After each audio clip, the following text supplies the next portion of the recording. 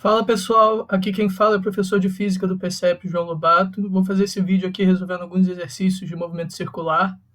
Inicialmente eu queria aconselhar vocês, como sempre, a cada questão dar uma pausa no vídeo, lê o enunciado, tenta fazer, e aí depois volta e compara a solução de vocês com a que eu vou mostrar aqui. Se tiver alguma passagem que vocês achem muito fácil, muito simples, vocês podem pular à vontade. E, primeiramente, eu vou começar falando um pouco sobre alguns conceitos do movimento circular. Primeiro, eu quero distinguir dois conceitos de velocidade que aparecem no movimento circular. No caso do movimento retilíneo, se vocês se lembrarem, a gente tinha uma velocidade só, que estava associada à variação do espaço para uma determinada variação de tempo. Aqui, no movimento circular, a gente vai ter dois tipos de velocidade. Uma velocidade que a gente vai chamar de velocidade linear e outra que é a velocidade angular. Então, para explicitar esses dois conceitos, eu chamo a atenção para esse círculo aqui, esses dois círculos que eu desenhei, são círculos concêntricos. E aí, vamos imaginar que na borda dos dois círculos eu coloque eu tenha duas partículas, P e Q, que são simbolizadas por esses pontos vermelhos. Eu coloque elas inicialmente aqui, nesses dois pontos. E aí, com o passar do tempo, elas giram, percorrendo essa circunferência interna, o ponto Q, e o ponto P percorrendo a circunferência externa. Vamos supor ainda que esses dois pontos, enquanto eles percorrem as circunferências, eles mancham ela de vermelho, tornando evidente por onde eles passaram. E que a gente tenha eles dois andando com uma velocidade angular igual, ômega. Eu vou explicar posteriormente o que ela significa. E aí eu espero um certo tempo ΔT e tiro uma foto. De forma que nessa foto a gente observa essa imagem aqui que está descrita nesse slide. O que a gente observa? A gente observa que tanto o ponto Q quanto o ponto P percorreram um ângulo Δθ igual para o mesmo ΔT, para o mesmo tempo medido, né? Isso ocorre porque os dois pontos andam com a mesma velocidade angular, que é definida como a razão entre o ângulo percorrido e o tempo que levou para percorrê-lo, dado por essa fórmula aqui. Porém, apesar dos dois terem a mesma velocidade angular, um deles percorre um comprimento de arco ΔS1 e o outro percorre um comprimento de arco ΔS2. E esses comprimentos são diferentes. A gente pode ver que um é bem maior que o outro. Então, a gente, para simbolizar que um percorreu um caminho maior do que o outro, a gente define o que seria essa velocidade linear, não angular agora, velocidade linear, que é uma razão também de algo que tem a ver com o percurso das duas partículas pelo tempo que levou para elas percorrerem. Só que agora o espaço que elas percorrem tem a ver com o comprimento de arco, certo? Então é ΔS1 sobre ΔT para o ponto Q e ΔS2 sobre ΔT para o ponto P. O que eu quero ressaltar aqui é a diferença entre o conceito da velocidade angular e da velocidade linear. Enquanto duas partículas podem ter a mesma velocidade angular, isso não significa que elas vão percorrer o mesmo arco de círculo. Isso depende do raio do círculo. Quanto maior o raio do círculo, maior a informação angular é traduzida na informação de comprimento do círculo. A velocidade linear é o conceito que estaria mais associado à velocidade que a gente tem no movimento retilíneo. Só que agora, como a gente está se movendo num círculo, esse movimento se traduz numa variação do arco de círculo. Enquanto que a velocidade angular é um conceito novo, que não tem equivalente no movimento retilíneo. Então a gente tem que ter na cabeça, em mente, esses dois conceitos, essas duas velocidades. Elas duas vão ser trabalhadas nos exercícios. Além disso, eu gostaria também de distinguir três conceitos possíveis de aceleração que vão aparecer. A gente tem a aceleração angular, que mede a variação da velocidade angular. Lembra que a aceleração, seja lá qual for, ela sempre está associada à mudança de velocidade. Então, a aceleração angular está associada à variação da velocidade angular. Enquanto que a aceleração centrípeta e tangencial estão associadas à velocidade linear. A velocidade linear ela é um vetor, ou seja, além dela ter um tamanho que diz o quão rápido você está percorrendo o círculo, ela também tem uma direção e um sentido. A aceleração centrípeta está associada à variação que esse vetor velocidade tem quando só a direção dele muda. Ou seja, você continua percorrendo com a mesma agilidade a circunferência, porém o vetor velocidade aponta para direções distintas a cada instante de tempo. Essa aceleração centrípeta, quando ela está presente, ela sempre aponta para o centro da circunferência, como mostra essa figura aqui. Então, enquanto a partícula está nesse ponto aqui da circunferência, a aceleração centrípeta dela, se essa aceleração existe, vai ser dada por esse vetor vermelho aqui. E aí depois ela vai girar um pouco, vai chegar até esse ponto e a aceleração centrípeta vai estar apontada para essa direção, sempre apontada para o centro, partindo da partícula e indo para o centro da circunferência. Já a aceleração tangencial, ela também tem a ver com o vetor velocidade linear, não o angular, mas ela mede a variação do tamanho da velocidade. Então, você pode estar percorrendo o círculo com uma velocidade maior ou menor, isso significa estar percorrendo arcos de círculos menores ou maiores para o mesmo variação de tempo e sem que a direção da sua velocidade mude. Então, essa aceleração tangencial está associada com isso. E ela sempre vai apontar tangente à trajetória circular. Por isso que a gente chama de aceleração tangencial. Então, aqui nessa figura a gente vê, por exemplo, quando a partícula está nesse ponto, ela tem essa aceleração tangencial. Se ela tiver...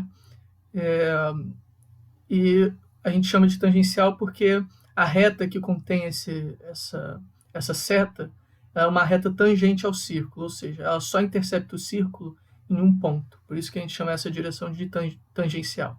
E assim para todos os outros pontos da trajetória circular que a partícula vai percorrer. No movimento circular, a velocidade linear ela sempre vai estar alterando sua direção ao longo da trajetória. Isso indica para a gente que a aceleração centrípeta sempre estará presente nesse movimento, enquanto que a aceleração tangencial pode ou não estar presente.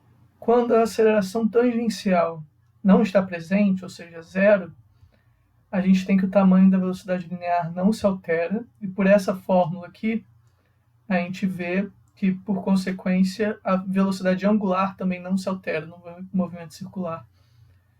E aí a gente chama esse movimento de circular uniforme. Quando essa aceleração tangencial está presente, o V dessa fórmula aqui se altera, o que faz com que o ômega também se altere. Então a gente tem um movimento circular variado. O exercício que a gente vai fazer primeiro vai trabalhar com esses conceitos de aceleração centrípeta e tangencial. Então, vamos para a questão 1, vou ler o enunciado aqui. O velocímetro de um carro que se desloca em uma estrada plana, mostrada na figura desse problema, indica constantemente 60 km por hora no trecho AB. No trecho BC, a indicação do velocímetro cai gradualmente para 40 km por hora. E no trecho CD, aumenta gradualmente para 80 km por hora. Em uma cópia da figura, desenhe os vetores AC, aceleração centrípeta, e AT, aceleração tangencial, do movimento do automóvel nas posições indicadas. Então aqui a gente tem a figura que mostra o movimento do carro e os trechos, né? AB, BC e CD. Então a primeira coisa que eu chamo a atenção é o uso da palavra velocímetro. O velocímetro aqui, ele vai servir para medir o tamanho da velocidade linear, certo?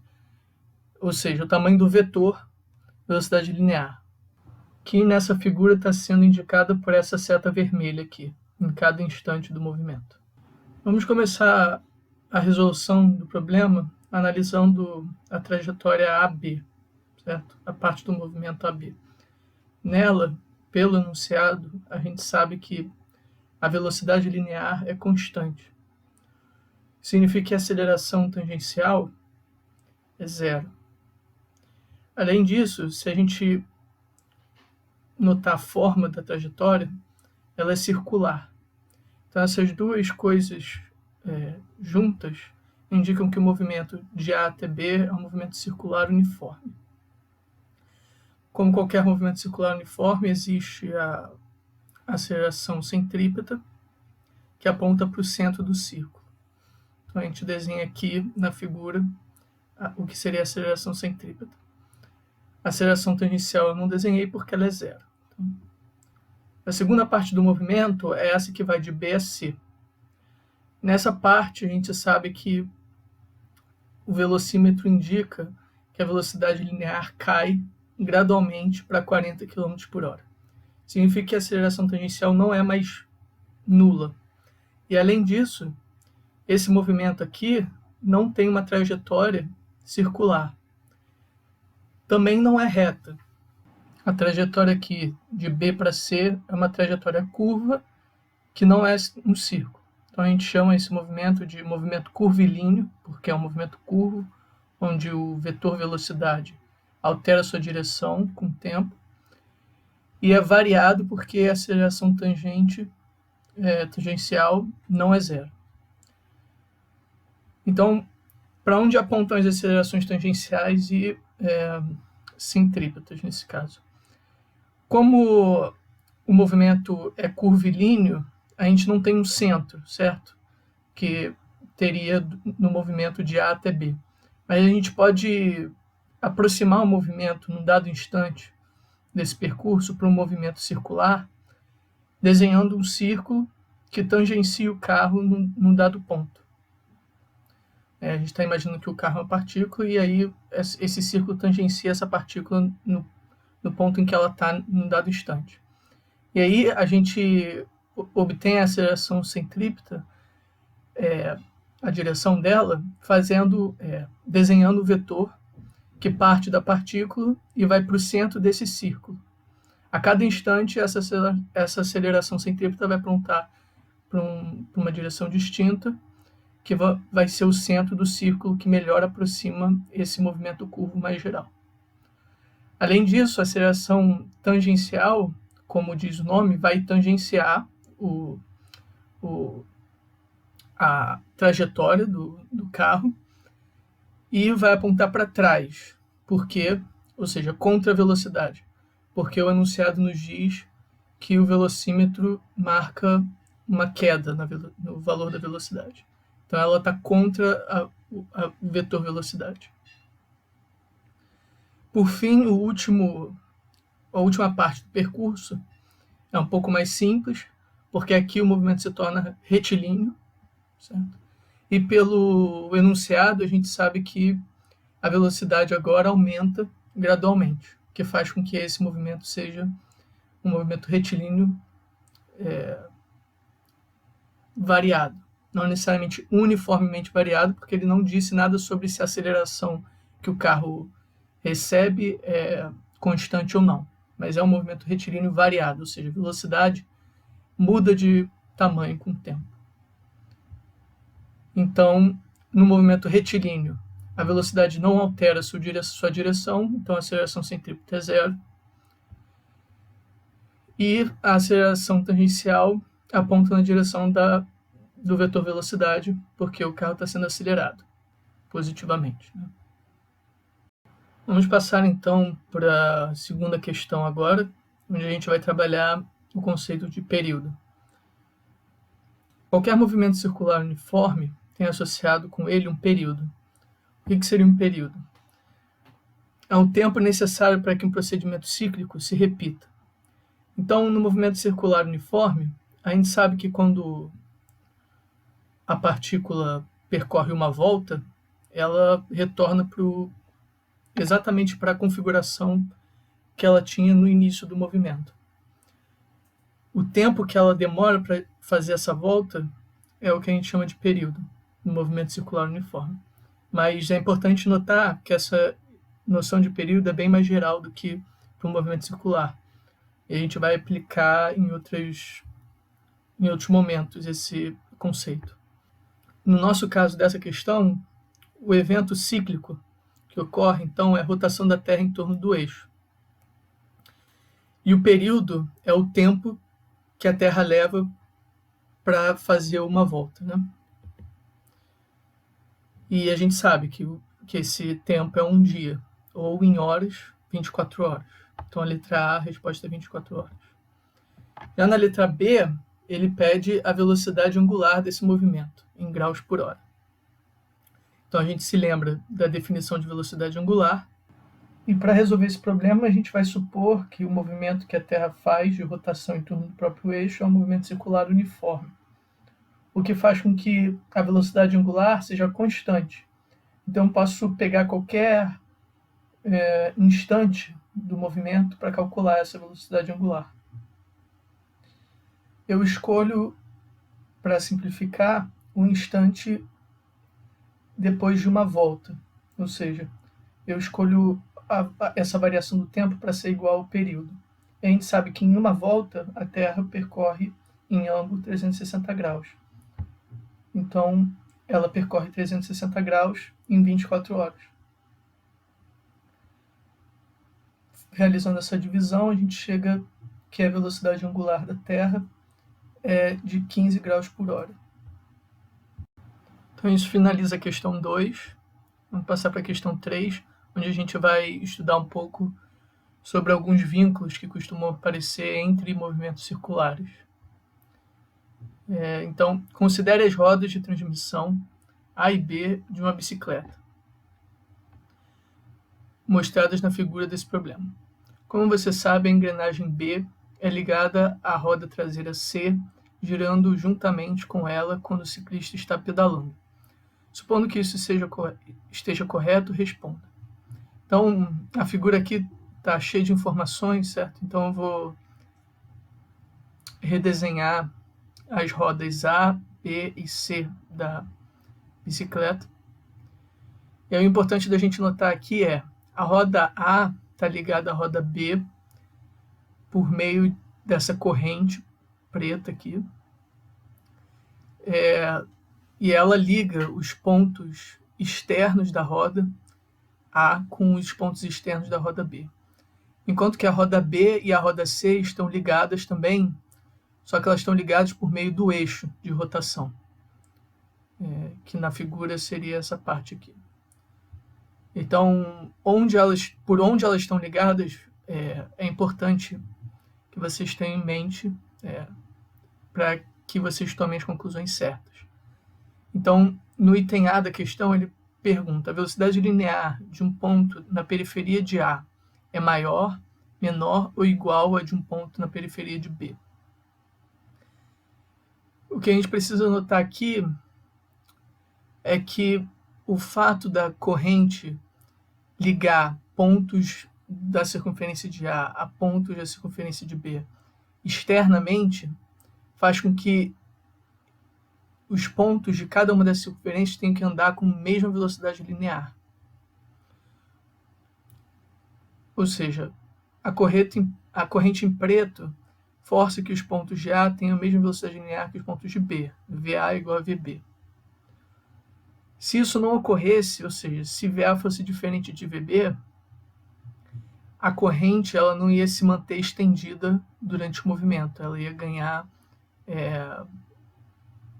ela ia se deformar com o tempo. Então essa é a resposta da letra A. VA é igual a VB, e agora, a partir de agora eu vou me referir a essa velocidade linear como simplesmente V. Na letra B, ele pergunta se a velocidade angular de A é maior, menor ou igual à velocidade angular de B. Para responder isso, a gente se lembra da relação V igual a ômega R e aplica essa relação para as duas rodas, tanto A quanto B. No nosso caso, a gente está interessado nas velocidades angulares.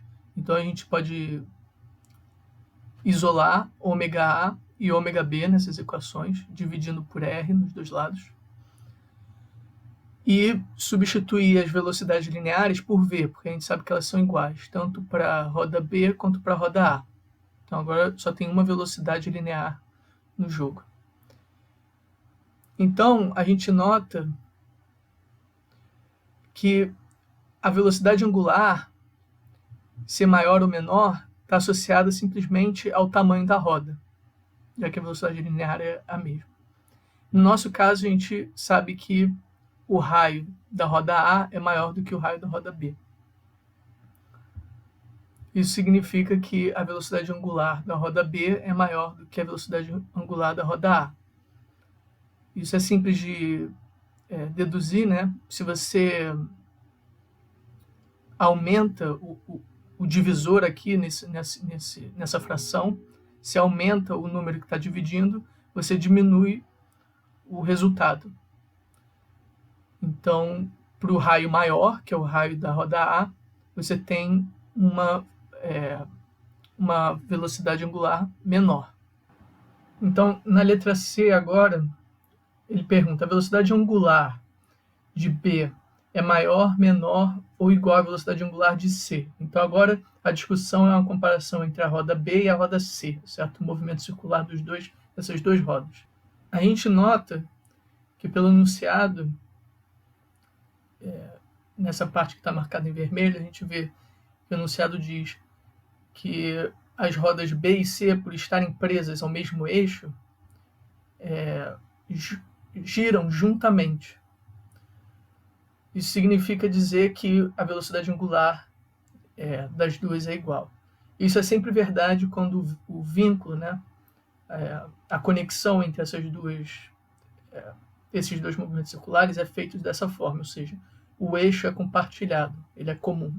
Nesse caso, em que o eixo é o mesmo, todas as rodas que estão presas nesse mesmo eixo, em torno do qual elas giram, vão ter a mesma velocidade angular. Então, esses dois vínculos que eu estou mostrando a partir desse problema, eles costumam cair em questões de movimento circular.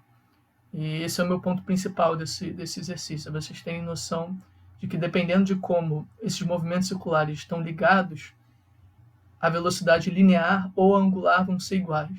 E vocês têm que saber qual vínculo está associado a que velocidade, né? Então a gente chega que a velocidade angular é igual, e aí eu vou denotar essa velocidade angular, tanto da roda B quanto da roda C, por ômega somente. E finalmente na letra D, ele pergunta: a velocidade linear de um ponto na periferia de B é maior, menor ou igual a de um ponto na periferia de C? Então, para a gente obter isso, agora que a gente sabe que a velocidade angular nas duas rodas B e C são iguais, basta a gente usar novamente aquela equação que relaciona a velocidade linear com a velocidade angular. Então, aqui eu escrevi a equação para a roda B e para a roda C. Aqui eu substituí, né, a velocidade angular de cada uma das rodas por ômega, porque agora a gente sabe que elas são iguais. E aí, notando que a roda C é maior do que a roda B, a gente sabe então que o raio da roda C é maior do que o raio da roda B, e consequentemente, por essas duas relações, a velocidade da roda C é maior, a velocidade linear da roda C é maior do que a velocidade linear da roda B. Certo? E essa é a conclusão. Então, com esse exercício, a gente nota uma certa dualidade, né? Quando dois movimentos circulares compartilham velocidade linear, a velocidade angular é maior quanto menor for o raio. Enquanto que quando dois movimentos circulares compartilham a velocidade angular, ou seja, tem a mesma velocidade angular, a velocidade linear é maior quanto maior for o raio. Então é isso, pessoal. Eu vou ficando por aqui. Eu devo fazer mais um vídeo sobre exercícios de movimento circular mais para frente. E eu vou fazer duas listas desse assunto, uma com questões próprias do vestibular e outra com questões mais diversas. Espero que vocês tenham gostado e aproveitem para tirar dúvida com monitores e os professores das aulas online. Valeu!